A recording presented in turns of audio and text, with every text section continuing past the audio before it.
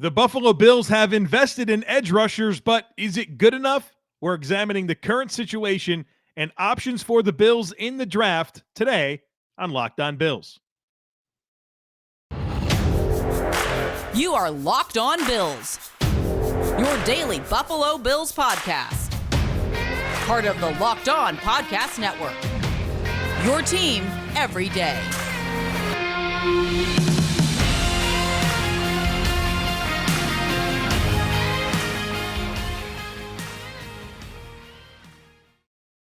What's up, Bills Mafia? It's Joe Marino, author of Go Bills and Buffalo's Run, also the co-host of the Locked On NFL Scouting podcast, and I'm your host of Locked On Bills.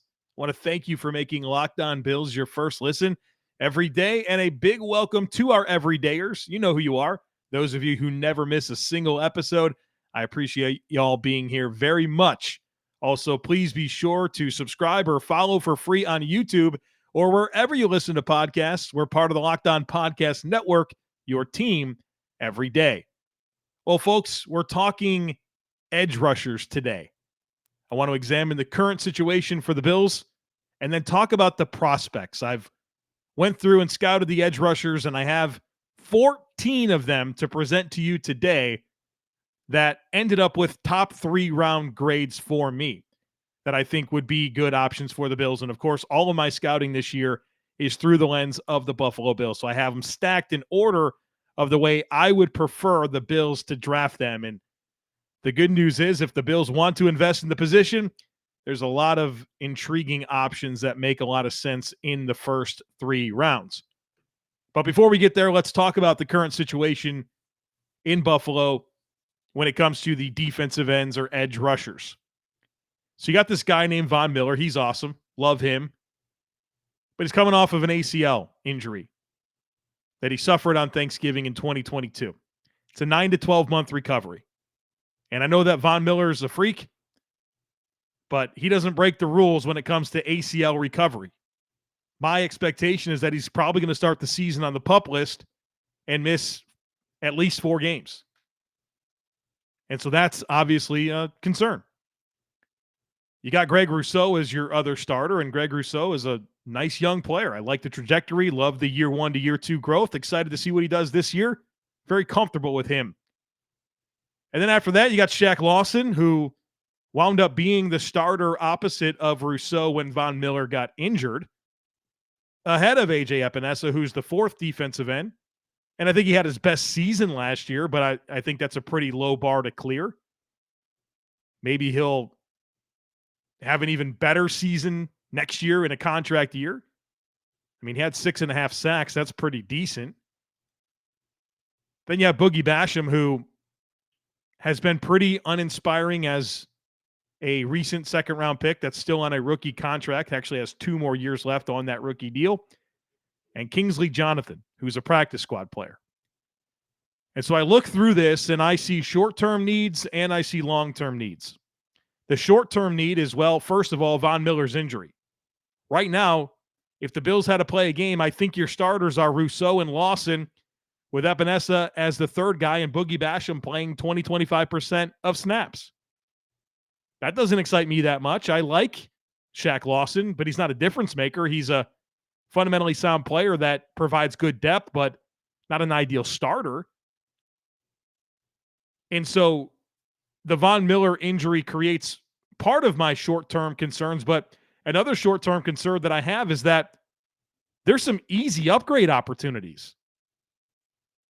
I look at really everyone after Miller and Rousseau and say, you can get a better player. And we're talking about a premium position here at edge rusher. And so whether it's navigating the early part of the season without Von Miller, but also considering that there's a lot of upgradable players here, the short-term need to me is very clear, which also feeds into the long-term need in that you've got a lot of upgradable players, but also you've got some expiring contracts here. Shaq Lawson is back, but only on a 1-year contract. And A.J. Epinesa is in a contract year. And if he goes out and has 6.5 sacks again, someone's going to pay him a few bucks. Not a huge deal, but I think there's going to be some money out there for AJ Epinesa because NFL teams usually pay for sacks. And maybe there's a belief that there's an upward trajectory and, he was behind Miller and Rousseau or whatever, however you want to spin it. Maybe he's a Tim Settle type player at edge, like Tim Settle was at defensive tackle, where you say, well, he flashed, made a few plays, but was kind of stuck behind some better players on the depth chart. And with more opportunity, maybe he'll be a better player. Look, I'm just saying, I think there's a path for AJ Epinesa to get a reasonable contract with some other team. But regardless, there's the need to replace him because you need more here at this position. So I see short-term needs. I see long-term needs. I see a general manager in Brandon Beane that continues to invest in this position group. And so, like it or not, it's on the table. And not only is it on the table, I think it should be on the table because, like I've mentioned, there's upgrade opportunities all over this depth chart, and it's a critical position. And I've peeked at this Bills schedule coming up. I haven't obviously seen exactly when the games are played, but we know what teams the Bills are playing. And they're playing a lot of good quarterbacks. A lot of good quarterbacks. Pat Mahomes, Joe Burrow, Justin Herbert, Trevor Lawrence, Jalen Hurts, Dak Prescott. Those guys are all on the schedule. Every one of them. And, of course, winning in the playoffs. The Bills' pass rush late in the season just continues to not be good enough. And obviously, Von Miller being injured this year certainly impacted that.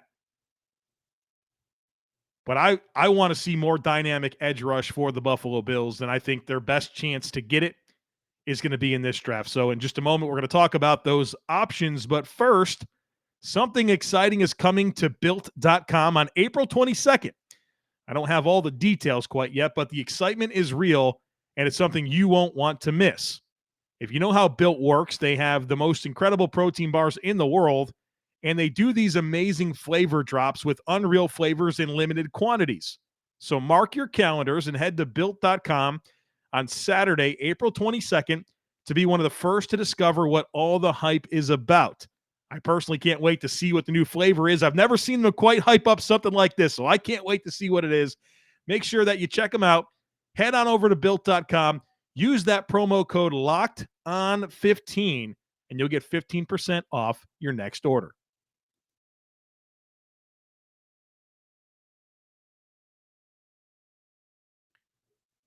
All right, so I've spent the last few days finalizing my grades for the edge rushers in the 2023 NFL draft, and I'm ready to share them with you today. And all of this, as I've said many times, is part of this building the Bills big board, or at least the way that I would stack it. And we're getting close to the end here, and I'm excited to share that with you. But this is all about looking at these positions, grading the players, stacking the board. And sometime early next week, I'm going to have an entire Bills big board to share with you that covers every player that I would draft in the first 3 rounds. So here's the edge rushers. And at number 1, probably not much of a surprise, it's Will Anderson out of Alabama. 6'3.5", 253 pounds, 33 7/8 inch arms. We don't have an RAS score on him because he didn't test fully. But Will Anderson is an exciting player, really exciting player. He's just really disruptive. That's what I'd say about him. He makes a ton of plays. The backfield production is outstanding, and he did it in the SEC, the closest thing to the NFL. He produced game after game after game. And for as productive as he is and as dynamic as he is, one of my favorite things about him, which is true for a lot of the players that I have here towards the top, is that there's a lot of room for him to develop more. I think he can build his pass rush repertoire even more and maximize his physical gifts even more. And it's already at a high level. And so he's a really exciting player. Love the urgency. Love the football character. He's going to be one of the first 5 players off the board. He's not going to be a Buffalo Bill, folks. But he's my number 1 edge rusher. So I don't want to spend too much time on him because he's not really going to be in play for the Bills, but he's my top guy. And very closely rated to him at number 2 is Tyree Wilson out of Texas Tech.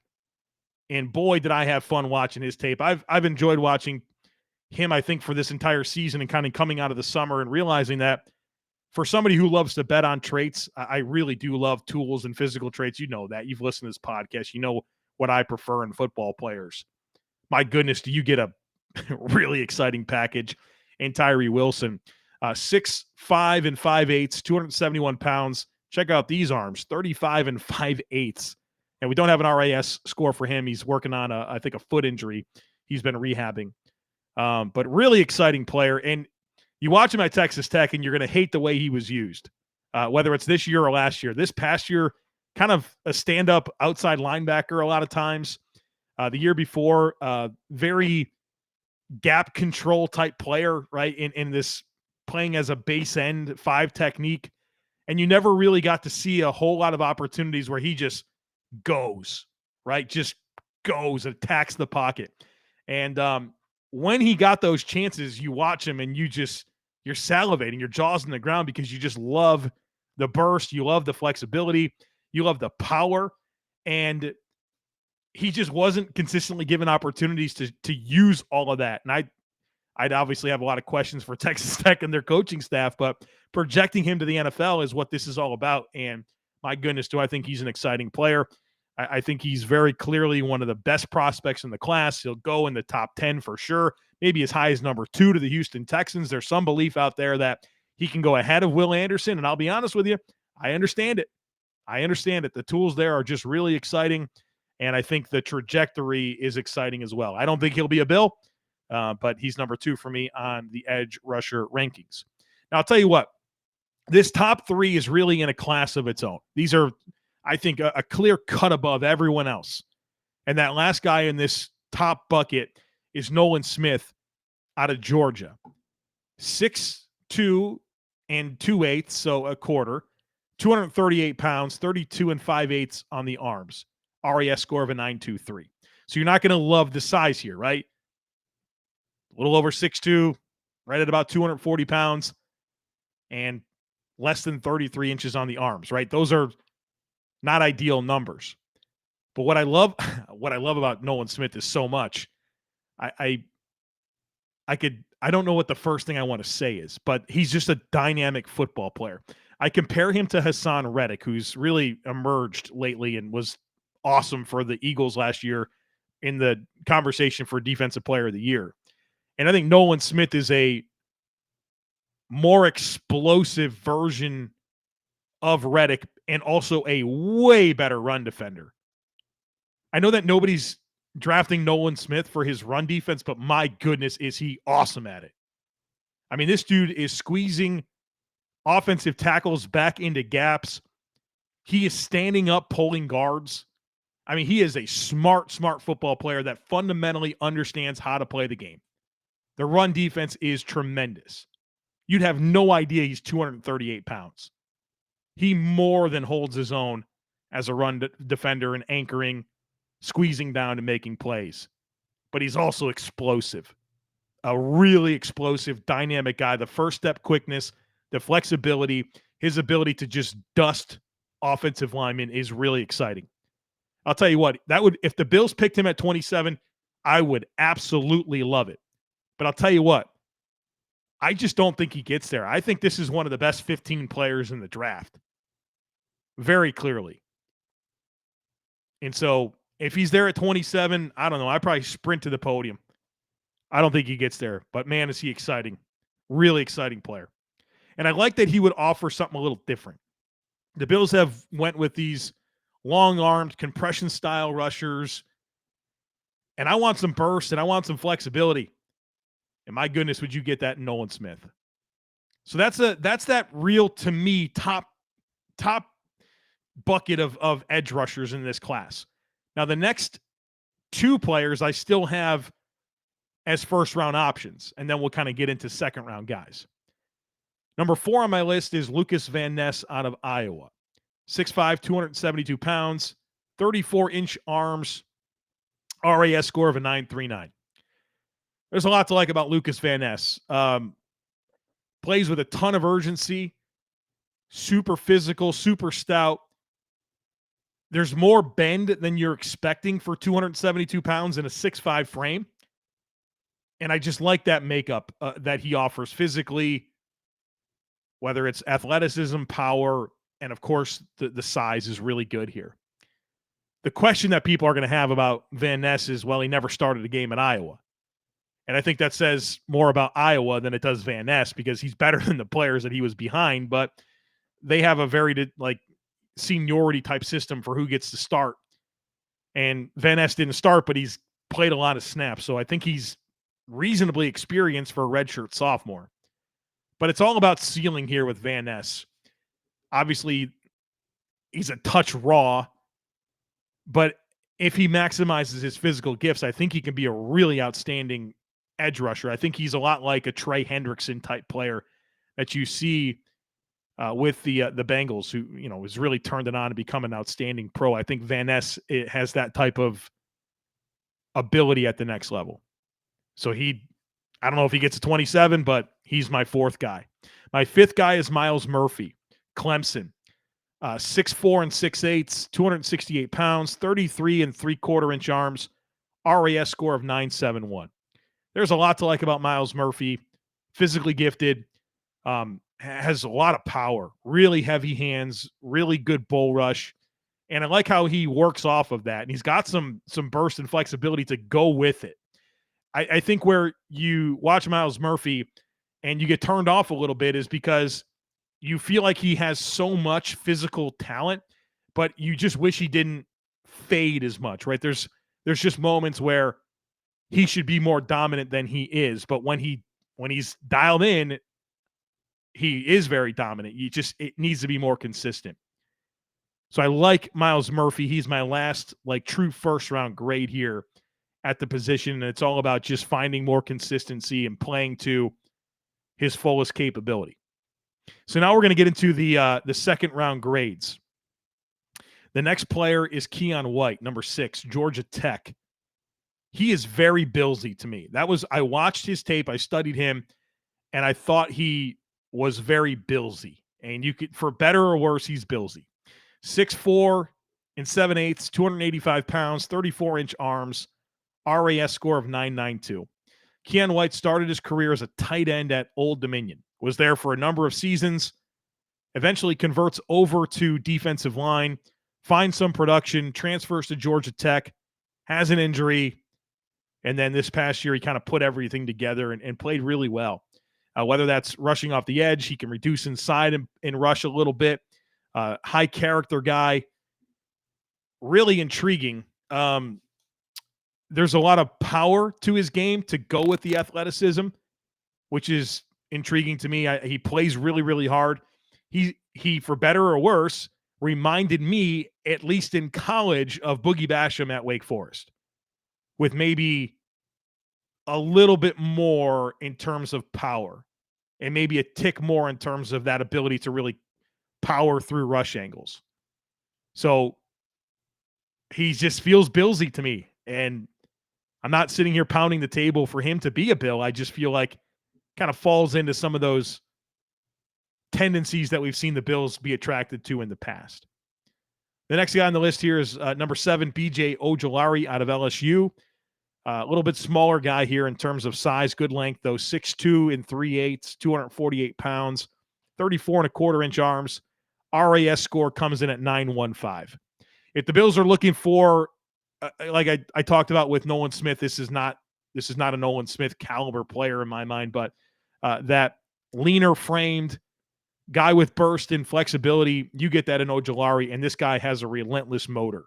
So if they want that slashing style edge, that guy that can win with speed and burst and flexibility off the edge, this guy makes a lot of sense. I like his hand usage. It's very refined, and he's got good length, and I think that really helps him overcome being a bit of a leaner frame guy, not super bulky or anything like that.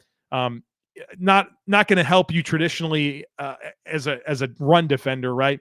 You're going to want to line him up over tight ends and not really task him playing on the weak side and over offensive tackles and having to, squeeze down and those types of things. So you have some limitations against the run here, but I really like the pass rushing skill set here and how he gets off the ball, how he uses his hands, and how he can really turn tight quarters and get to the quarterback. And obviously he plays with a lot of high effort. So again, if the Bills are interested in that prototype, a little bit more of a smaller frame, but burst and bend, BJ Ojolari absolutely fits that type of description.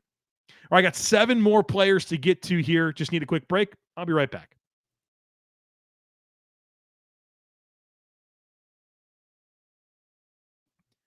All right, let's get to the next 7 players on my edge rusher rankings. We're still in second round grades here. Number 8, Felix Anudike Uzoma out of Kansas State. He will be referred to as Felix from this point forward. 6'3" and 1/8", 255 pounds, 34.25-inch arms, RAS score of an 8.73. You watch Kansas State play defense, you can't help but notice this guy. He makes a lot of plays, really good in terms of getting in the backfield and making plays.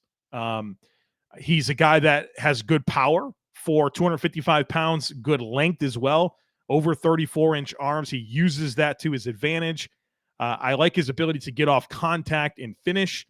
Better run defender than you think for a little bit of a smaller player that maybe is more attractive to odd front teams as a stand-up player on the outside. But he kind of gives you this hybrid skill set of burst, bend, off the edge, but also there's some power components to his game. I like him a good bit.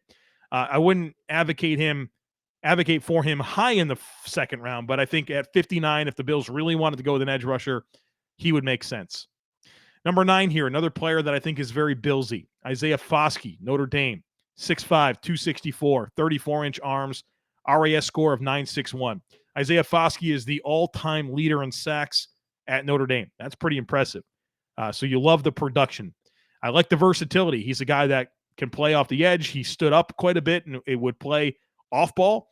He would reduce inside. And so he played a lot of different roles for Notre Dame over the last couple of seasons.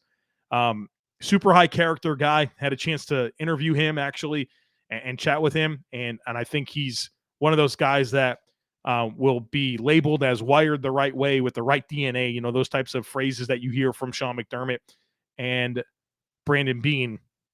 I would say with Foskey, for as much as he is productive, maybe you just wish there was a little bit more variety with how he can rush the passer.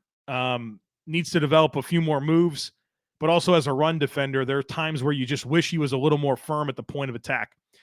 So that's why he's more of a second-round grade for me, despite the production. But I think he's very Billsy as well. And so Keon White, Isaiah Foskey really fit that Billsy label, in my opinion. So those are my second-round grades. So you have your first-round grades being Will Anderson, Tyree Wilson, Nolan Smith, in kind of the upper tier of first-round grades. And it's Lucas Van Ness and Miles Murphy, 4 and 5.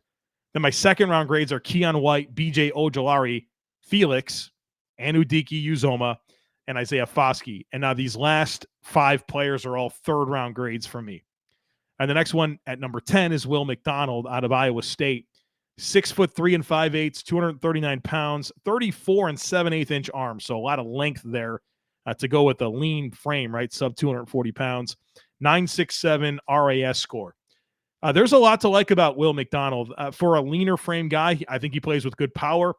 Watched him live and in person at the Senior Bowl quite a bit, and there was more power than I thought he would have. And I think that's really important because it allows him to work some speed to power conversion type stuff and use that length and that reach that he has to keep offensive linemen out of his pads and really give him a chance to win in more ways than just trying to run circles around offensive tackles as a leaner guy. So I like that about him. Again, if you're looking for that slasher, which I kind of am, honestly, I'm interested in that type of skill set added to this group. Because I want more sacks. I want more backfield production from the Bills' defensive ends, and I think more variety will help get them there. And so Will McDonald's a guy that I'm pretty interested in more towards the third round. He could probably go a lot higher than that, which will probably be true for a lot of these players, but I'm just kind of commenting on where I value them. And, the Bills are picking at 59. That's right towards the end of the second round. And so there's a good chance that some of these guys that I grade as high third-round picks are in play for them at 59. Next player is Derek Hall, number 11, Auburn. 6'2" and 6/8", 254 pounds, 34.5-inch arms, RAS of 9.4. Derek Hall is a player that you think is bigger than he is on tape. Like if I didn't see his listed measures, I would probably think this was a 6'5", 270-pound defensive end, but he's not. He's 6'2" and 6'8", 254 pounds. Decent get off, kind of tight hipped.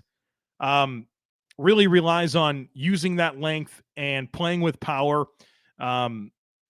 You wish that he was a little bit more dynamic at the top of his rush to really flatten and corner.